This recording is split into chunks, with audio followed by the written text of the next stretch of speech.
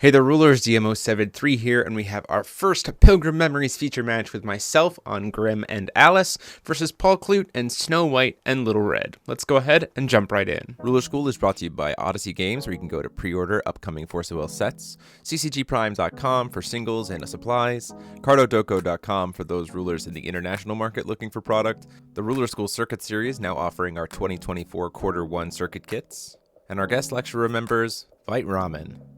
Class is in session. Hey, the Rulers. So, as you can see here, we're moving a little bit faster today. We're trying out something new, picking up the pace of the footage here to hopefully get through longer matches a little bit quicker. Let us know what you guys think about it in the comment sections down below, or if we should just go back to the original style. So we have Grimm x Alice on the left and Snow White Little Red on the right, starting out with that opening of a fairy tale for Grimm, which is just an excellent way for Grimm to just start the game with a ton of cards. Pretty much the entire deck is fairy tale, so it's really never going to miss, and it just makes also more discard outlets, which helps really nicely with the contract from Grimm to gain you some life. We start off with a Game of Lies from Paul. Getting to go search that first light out here. Does serve as a moon. We didn't see the moonstone, but I imagine we probably see a Little Red fairy tale, or a Little Red get flipped here and start to go in for some aggression. Certainly something I didn't want to have to deal with, but in this format, you have to absolutely respect the fact that Little Red is going to be probably flipping very quickly, very fast. So things like instant speed blockers are going to be very helpful to keep yourself alive in those opening turns. Just good J ruler hate as well. Things like attack order definitely coming back into the meta to deal with Little Red. So swinging in there for 12, we're going to go ahead and pop coin and pop a Dark Alice Rabbit Princess here. This is helpful as well because we have a lot of things that when discarded get to come into the field as well, or things that we don't mind sitting in grave like Cheshire Cat the Pilgrim Remnant. So you see we hit both of them here. Pop-up Fairy Tale, which is just absolutely excellent, and Pilgrim Remnant, which we can kind of buy back from the graveyard anyway. We do try to block. We get hit by a Chivalry's Tears, so we're going to take the 1200 damage there, but it does put a counter on a pop-up fairy tale, which is very nice here. Thinking about using opening of a fairy tale here to discard the other copy, but ultimately deciding not to do that, mainly because we need another white card in hand. As you'll see, we have Spirit of the Crimson Moon and a Tinkerbell, and we're trying to set up a defensive play line here. Start to go into thinking about maybe we're going into a turn one play, ultimately deciding, hey, because we have access to that pop-up fairy tale as well, it's not going to be likely that we're going to be aggressed here, because if the Cheshire Cat gets destroyed for any reason, that puts a second counter on pop-up fairy tale, which lets us get into Fairy Tale very early, which sets us up for some particularly devastating plays, especially with some potential resets on stones off of something like Captain Hook or things like that. Pop-up Fairy Tale proving to be a very, very, very strong card for Little Red, for Grimm decks, especially because of the old kind of stall wall that we have with Cheshire Cat. If it wasn't for the fact that Little Red gets access to Crimson Wolf, which has Pierce, it'd be pretty backbreakingly good to just set up this Cheshire Cat wall. So Paul looking at what he wants to do here, recognizing that if he does go into swing the attack, he has to try to do something that's either going to hit through or find some addition hate out of something like Kilo Fossil Girl to be able to knock out the pop-up fairy tale before that gets to our second counter. We are going to go ahead and just play a Perrin to set out a nice little flying attacker as well as a recycler. This is a cool tool with Little Red. You know, you can swing in the air, banish it to do 200, and then reanimate the Little Red Wolf, and then bring out Perrin back out here. This time we are going to see opening of a fairy tale come down to try to reactivate the enter effect. We hit a second Tinkerbell. This is really nice. Now we haven't seen any shuffles here yet, but we probably are going to see a shuffle from Grimm here real quick, mainly because of animating Cheshire Cat, the Pilgrim Remnant, on top of the little Cheshire Cat. This lets us draw two and shuffle back one back into the deck, which is really helpful because that puts a counter on our Tea Party.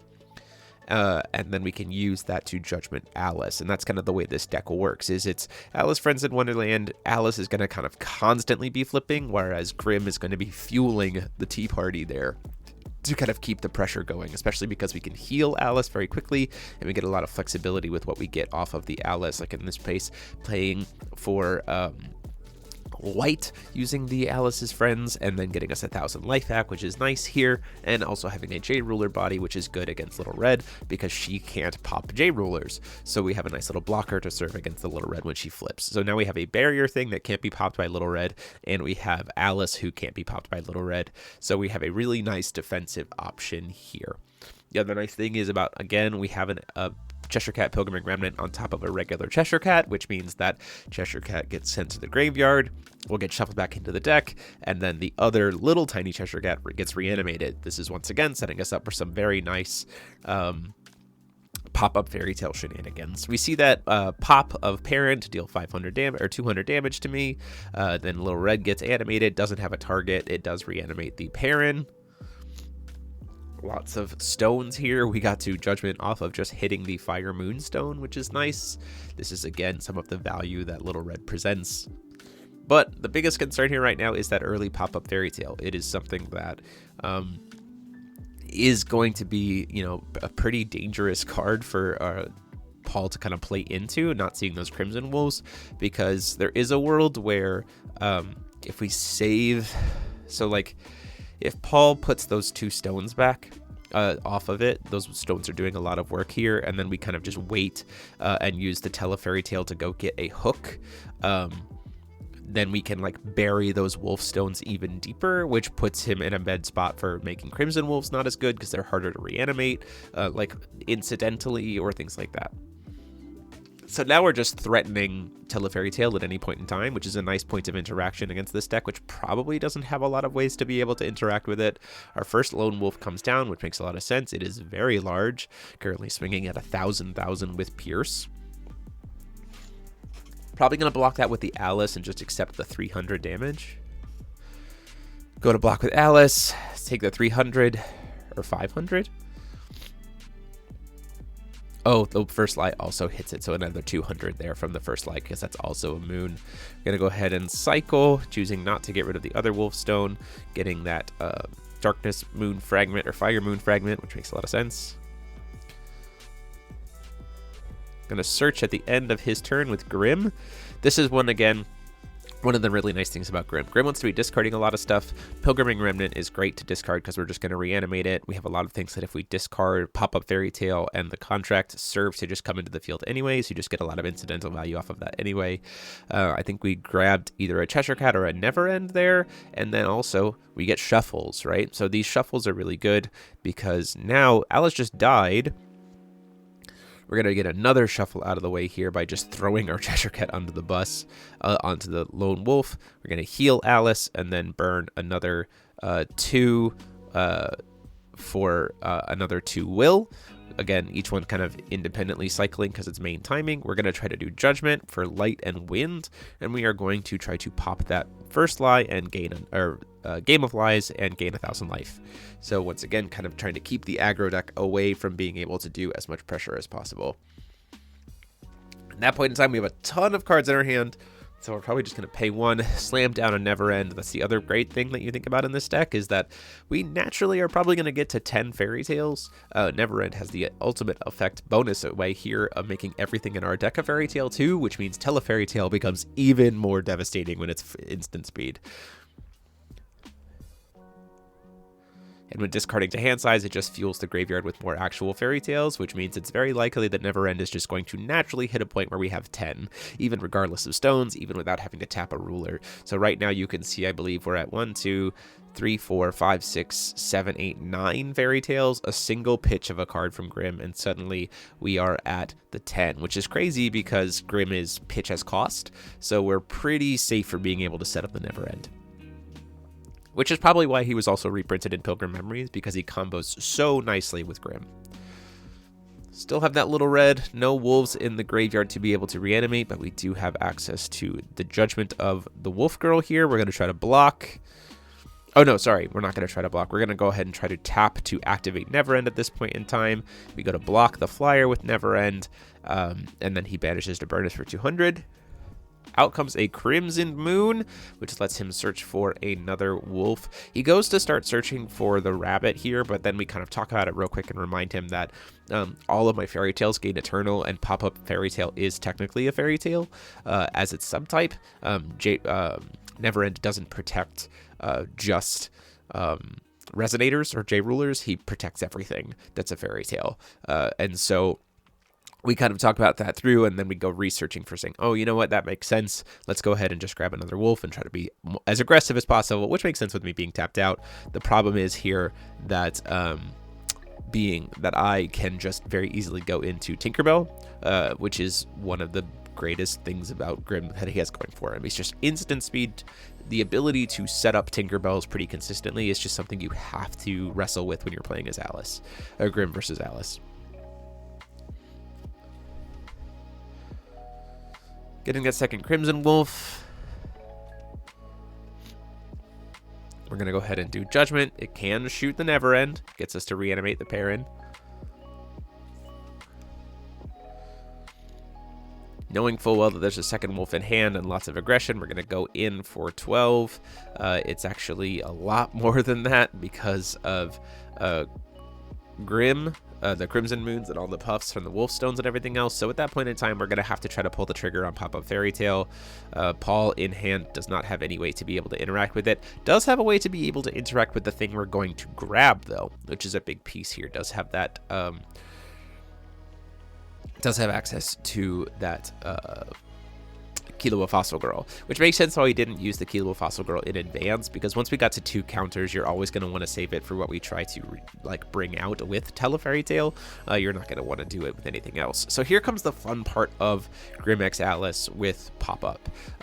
Being able to make any resonator in your deck a fairy tale, it doesn't matter what cost. Telefairy Tale doesn't matter what the cost is. And so when you make any possible resonator a fairy tale, you get some cool options. Now, in some matchups, the 3 that we're playing in this deck to be able to kind of grab off of this effectively are Hook, Avenger of Amadeus, the 10-10 or 10k 10k Pierce, and the other one that's kind of the more relevant one here that I kind of hem and haw about going back and forth into is Electra, Shooting Star of Fire. You can make her a fairy tale, which means instant speed Electras are very much possible and can help clear boards. Now, our thought was, because of the amounts of life, like if I'd had more life at this point or more ways to gain life here, I'm still sitting on Tinkerbell technically, going for the Eternal. But the thought is that if I go for the 10k 10k to try to block and then crack back on the next turn and then try to answer this with a Tinkerbell, and there's an answer to the Tinkerbell, then I lose, then I'm just going to take so much damage here.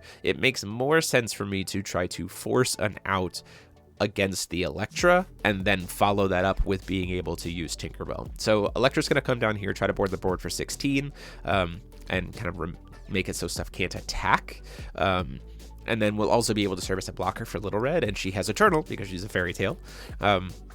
We're going to see that Fossil Girl in the City come down, which makes a lot of sense. Doesn't want to see the board get wiped, doesn't want to not be able to attack. So we'll go to block with Electra, which will kill the Little Red. Now, she has Imperishable because of the Crimson Moon, but we at least got her off the board for right now. Still has a lot of cards here in hand.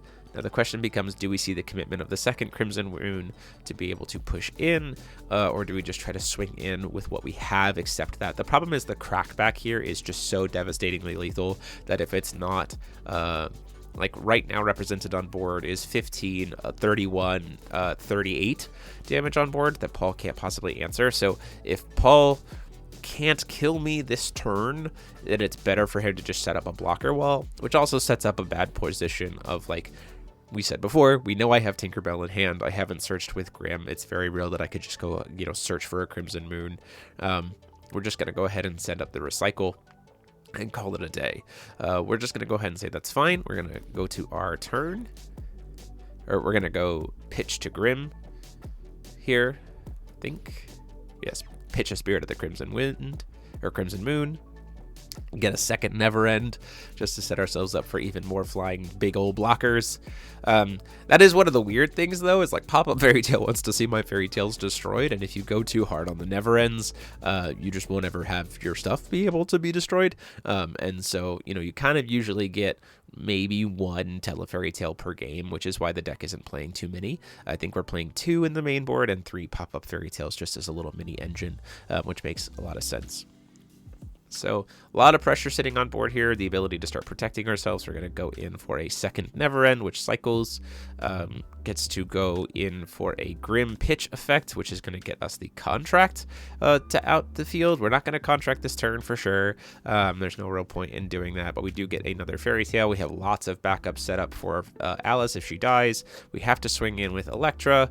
Hits a Tinkerbell on Paul's side, but unfortunately at this point in time in the Tinkerbell mirror, it doesn't super help a lot, simply because we have access to, you know, the never end stuff. So you need a setup of a 2-drop, you need a girl staring at, and then you need the Tinkerbell here.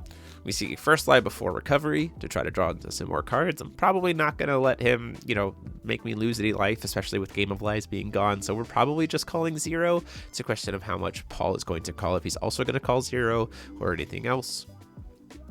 Paul certainly doesn't want me to draw any cards, so probably I imagine we will see a call of a little bit more than 0.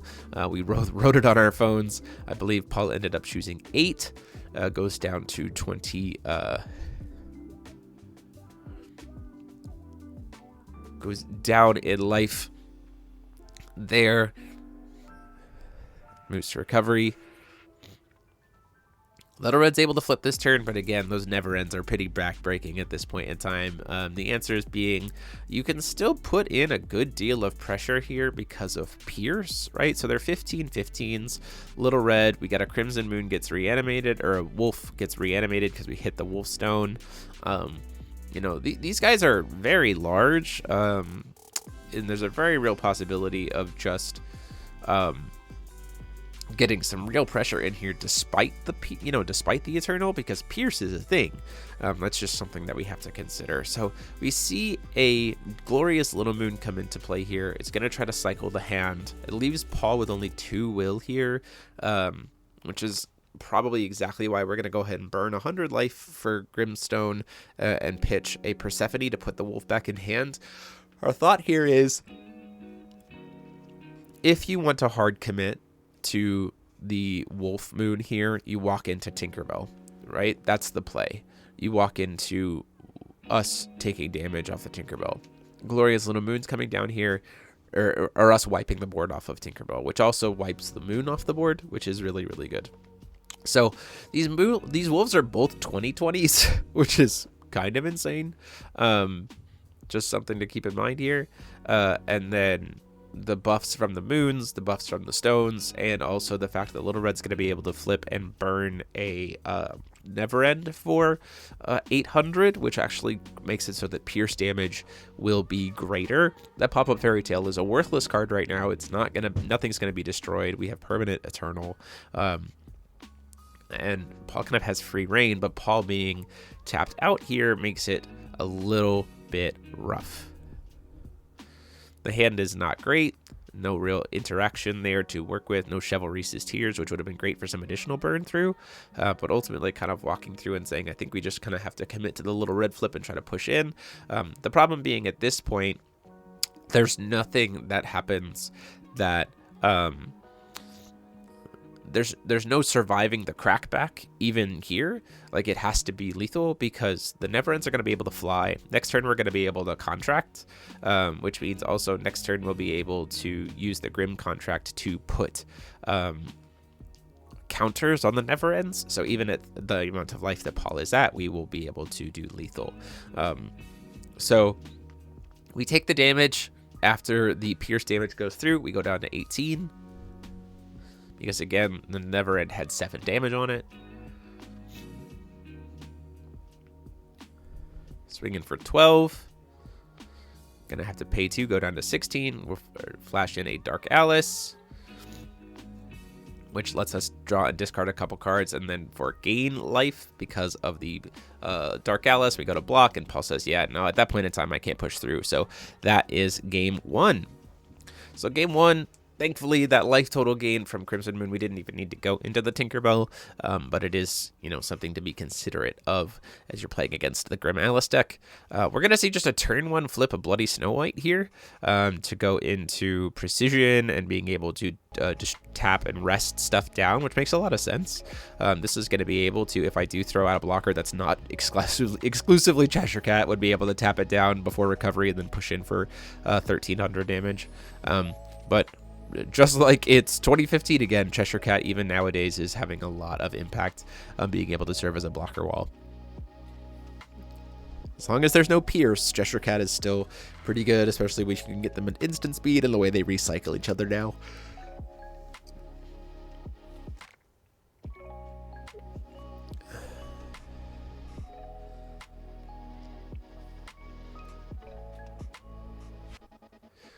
Paul's side of the field, trying to decide whether we're going to try to call stone with Little Red or call stone with Snow White. We are going to see the Little Red get flipped.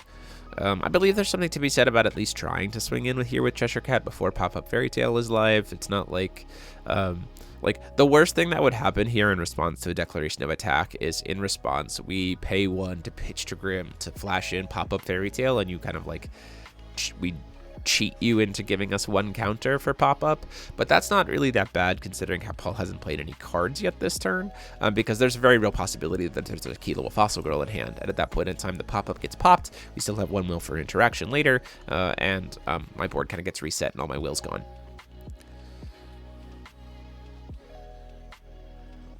Do see that Crimson Moon Wolf come in, gets to swing in for a good chunk of damage. And we are also going to see just a Tinkerbell pitched here just to help cycle and draw 2 cards, which makes a lot of sense. Losing a Wolfstone, we get another Pure Heart Stone. We're going to go ahead and use Grimm Effect here, get pitched in Crimson Moon Fairy Tale to get a Pilgrim Remnant. This is probably going to get us another Cheshire Cat for sure, another shuffle, so that we can get into a setup with gaining some life and maybe popping the Crimson Wolf off of the Cheshire Cat, or maybe even just off of the Alice flip, or maybe even just setting ourselves up to have a free heal off of the next Cheshire, or off of when Dark Alice gets killed. But we're certainly going to gain 1,000 life and flip the Alice here to try to again establish some board presence. This is one of the crazy things again about this deck is that Alice is just going to flip pretty much every turn that she's possible. You shuffle the deck so much that it's very easy to just keep her alive and keep reusing her for the flexibility. You're never really caring about trying to get her all 5. You're really just wanting to try to use the ability there. Using Grimm Effect to go ahead and pitch to get another Fairy Tale out here. We're going to get a Dark Alice. We get some life back, which is nice. And hitting the Dark Alice Rabbit Princess here with 2 of the guys on field is kind of insane. As you will see here in a minute, we can pay 1,000 life to produce a pay for a Fairy Tale, and then cast a Dark Alice, and then draw 2, discard 2, and gain 2,000 life because we have 2 of them out. So each card discarded gains us 1,000 life. So we pay 1,000, gain 2,000, and put a body on board and cycle. You're beginning to see how little Grimm survives through these aggressive decks thanks to these kinds of lines. So we do have to keep the Pilgrim Remnant revealed because it is until the end of the game, so you can't just keep recycling the same Pilgriming.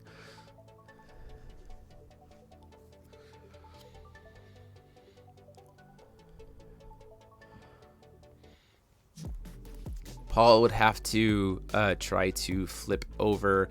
The problem with now when I don't have any other resonators is Little Red has to hit something.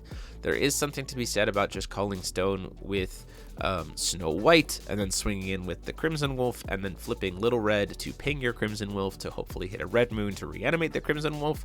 Like, there's a lot of potential lines here. It's just a matter of do you want to how much aggression do you want to go down here? We do see a Game of Lies, which does count as a Fire Moon, which is nice. That would have also been something that you could do here. So you call stone, swing with the wolf, flip over Little Red, kills the wolf even if you don't hit a Fire Moon. Then you play Game of Lies, which counts as a Fire Moon, and then you reanimate the wolf, and then you kind of just snowball out the pressure. The problem here for Paul in this match, in this game at this point in time, is going to be keeping up with the life gain. You see in hand that I have at least 1, if not maybe 2 more of the contracts when I flash that there, and again, I have the Dark Alice. So there's going to be a point where if all 4 of those contracts hit 4, Dark Alice becomes pay 1,000, gain 4 grand. And yes, there is a Rogue Spectator, but I get to do that every turn. I get to pitch to Grimm every single turn. It becomes pay 1, gain 2,000, search my deck, which is on top of the other life gain from Alice and the Cheshire Cat blocks and everything else. It's going to be a very big hurdle for the aggro deck to answer.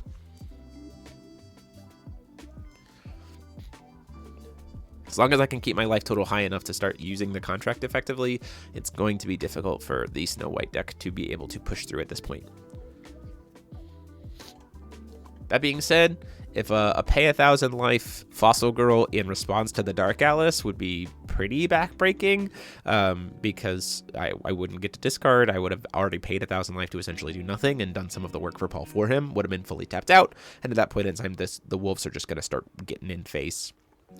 Take some damage off of the little red, just 100, because there's not as many moons on the field at this point.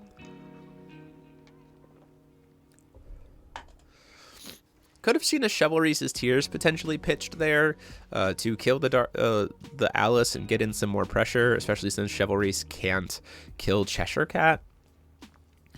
Very real possibility of we're just going to go in for 13, knowing full well that the Cheshire Cat's going to block it. That's fine. And this is one of the reasons why I said, again, like, not worrying, saving that shuffle counter from before is pretty helpful, because now we can heal and life gain. We're going to take the wolf. We're not even going to flash in a blocker at this point in time. It's just going to pierce us anyway. So we're just going to wait and see if we can get Paul to spend some more will. Draw for turn, move to recovery. Back to 4,000 life.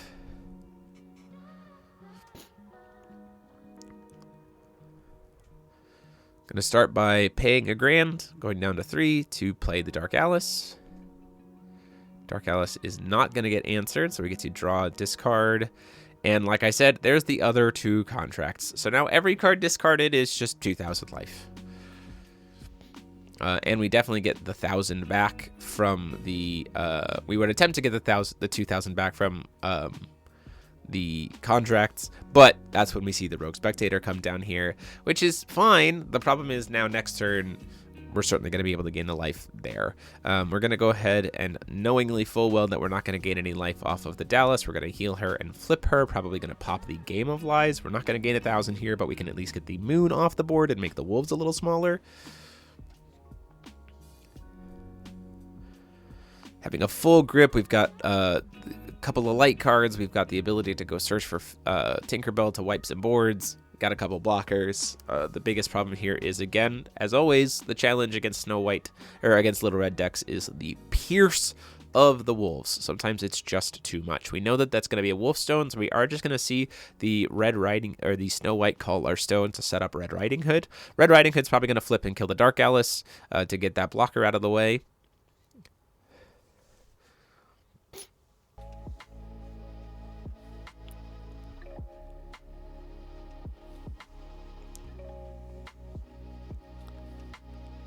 Going to pitch to Grimm, which gains us 2,000 life.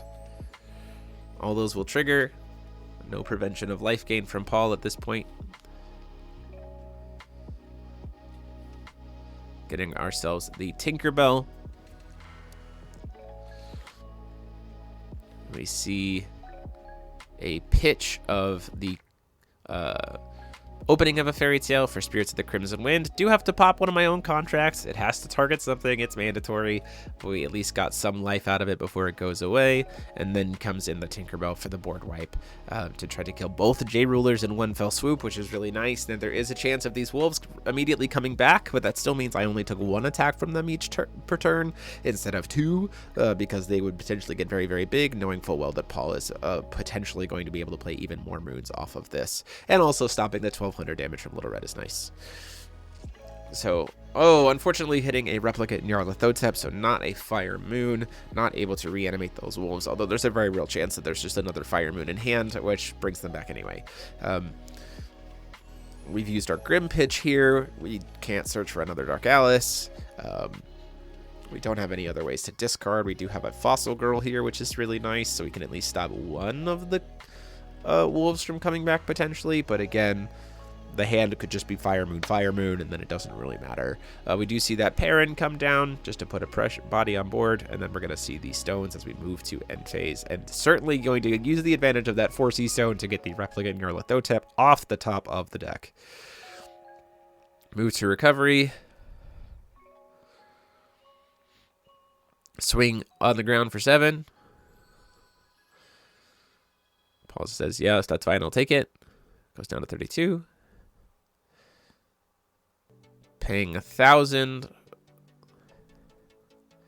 And then paying red and white. Going to start to use the contract that was tapped, but ultimately going, you know what, we're going to actually contract with the one that isn't tapped so that Grimm also enters as a body, gets to reanimate a Cheshire Cat. We start to, now here's one error. We definitely do an error here. I start to go look at these cards and start to shuffle in. 2-drop Cheshire Cat does not have an enter effect. She only does that shuffling element when specifically she gets reanimated or stacked on top of a Cheshire. So error on my part. Please learn from my lesson. Pilgrim, she does not get to do anything when she does that. We floated blue off of the contract, so now we get to play Never End, which is at this point in time definitely got enough fairy tales to serve as the pressure. There's currently 5 on board, as well as 4 in graveyard. Getting to go search for free, which gains us 1,000 life. Getting us back because of the Grimm. Gets our Never End to be a little bit bigger. We have a backup, another Tink to set up for another board protection piece. It's just a matter of kind of like setting up a lock at this point in time so that we don't get accidentally bombarded with too much damage. Knowing full well that this deck with Pierce and setting up a bunch of moons can just absolutely pressure us down. Doing first lie here, once again, writing down a number, waiting to see revealed. Paul chose 1. I chose 0. So Paul losing 100 life and getting to refill the hand here. A lot of poison apples. A lot of poison apples. Very, very real potential for a great deal of burst damage, especially with the Pierce. Knowing full well that we're going to hit a Wolfstone as well to reanimate those Crimson Wolves from the graveyard. We got to keep the pressure up.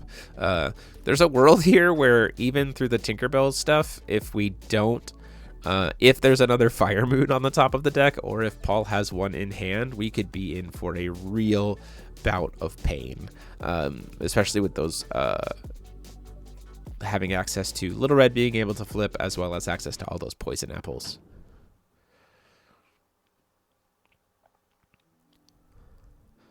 Goes in for 4, goes for the Electra, Shooting Star of Fire. We're going to go ahead and have some kind of answer to that in the form of a Fossil Girl, I believe. I think we have a couple in hand, kind of looking at how much pressure is coming down here, whether how exactly I want to respond to her at this point in time.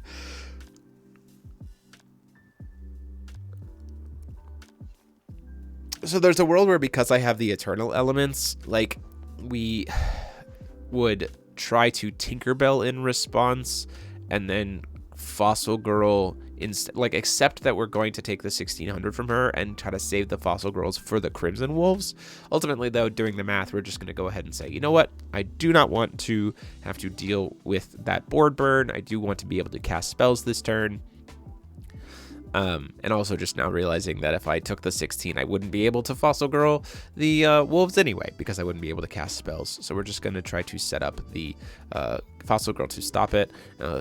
She's going to have to swing, which is unfortunate, but we're probably just going to block her with Cheshire Cat here to make it so that we don't take as much pierce damage from the Wolves, and we'll just have like some stuff bounce off of each other because of the Eternal. So they're just going to bounce off each other, have enough fairy tales, so they just kind of sit. Oh, maybe I don't have enough for Eternal. Getting to reanimate the second Cheshire Cat. Maybe I was 1 short.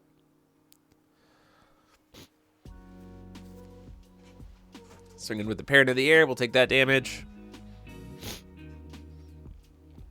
Still sitting on Spirit of the Crimson Wind plus Tinkerbell for any kind of potential follow-ups. Swinging with the Crimson Wolf, we're going to say take the block. We're going to say no blocks. We're going to see if we can...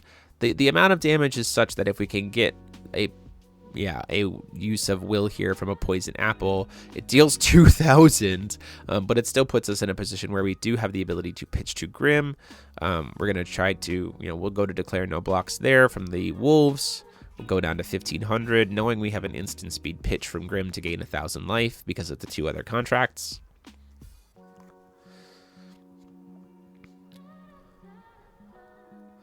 And we're here to start to see a weird cycle here.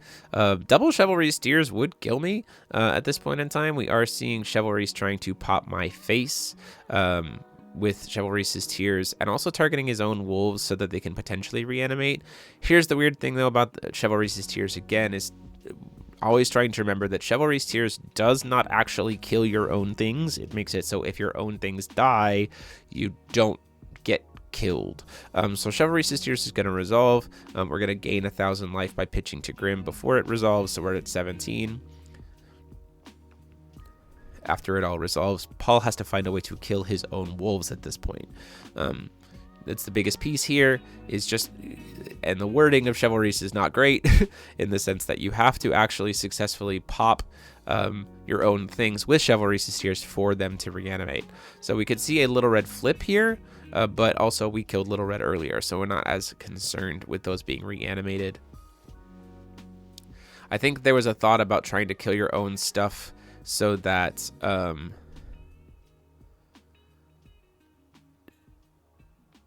trying to kill your own stuff so that the poison apples would kind of trigger and you get to draw some cards potentially.